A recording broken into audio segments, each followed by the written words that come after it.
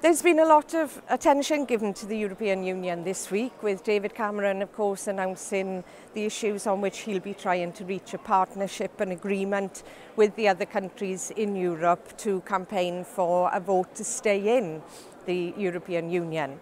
Now, that's for Britain to stay in, of course, but more interestingly, today we've seen an opinion poll showing that the majority of people in Wales want to stay in Europe. In Scotland, there's a majority to stay in Europe, but in England, it's different, and more people want to leave the EU. Now, we've been warning about a scenario where that happens.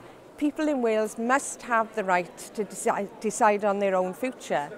And it wouldn't be right for Wales to be pulled out of the European Union if a majority in Wales had voted to stay in just because of how the rest of Britain voted. So these questions have to be answered. The Prime Minister has to answer those questions.